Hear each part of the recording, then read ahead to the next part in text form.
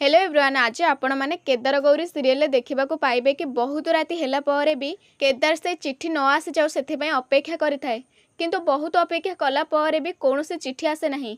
तेणु से मने मने एमती कथा हुए कि गुरुदेव तो कहते जीवन चिट्ठीटा पोस्ट कर देछि किंतु एते राति है पर भी से चिट्ठीटा कौन पे आसलानी। आ गोटे सहर रे गोटे दिन रे तो चिट्ठी आसी जावा कथा आउ एबे तो आसीबार कौन से भी चांस नहीं। एबे तो पोस्ट ऑफिस भी बंद हो सारिबणी आउ पोस्टमैन भी ड्यूटी ऑफ हो सारिबणी एवं तापर निजको दोष देके एमिति कहे कि सब किछि मोर भूल, मते निजे पोस्ट ऑफिस जाइकी सेठारु चिट्ठी आनी दबार थिला किंतु मु भाबिली कि केही डाउट न करंतु सेथिपाई मु गलेनी आउ आनिलिनी किंतु एते समय हैला परे भी से चिट्ठीटा आसिलानी। आउ पुणी किछि समय अपेक्षा कला परे तापरे गुरुदेव को कॉल करे आउ गुरुदेव कॉल रिसीव करके एमिति प्रश्न करंती कि कौन हैला चिट्ठी आसिला।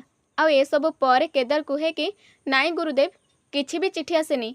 आउ तापरे पुणी प्रश्न करे कि गुरुदेव आपण सियोर तो जीवन जाइके चिट्ठी नहीं कि पोस्ट बॉक्स रे पकेइछ बोली। आउ ए सब परे गुरुदेव कहते कि हाँ केदार प्रभुदत्त सकाळे ही कॉल करथिले आ मते चिट्ठी बाबद रे कहिथिले एवं तापरे केदार प्रश्न करे कि ना से अन्य कहा हाथ रे दे देछि। आ पुणी गुरुदेव कहते कि प्रभुदत्त निजे देखिछंती जीवन से चिट्ठी नहीं कि डाक बॉक्स रे पकेइछि। आ ए सब परे केदार पुणी प्रश्न करे कि हुए तो जीवन अन्य कहा को चिट्ठी लिखिथिबो एवं पुणी गुरुदेव कहते कि ए सब कथा को नहीं कि आम एमती अवहेला कले चलबनी, आमको सतर्क रहिबाकु पड़िबो।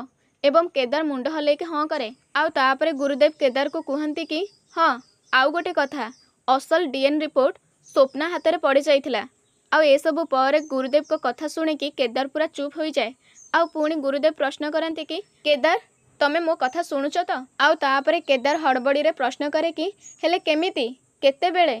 आउ ए सब शुणिला पर केदार व्यस्त होथिबा देखिला पर गुरुदेव ताको बुझेइके कहते कि किंतु तमे व्यस्त हुअनी केदार, आमे सब किछि स्वप्ना को बुझाई देइछु। ताले सांगा माने आगो को जानिबा पई चैनल को सब्सक्राइब करिके रखंतु।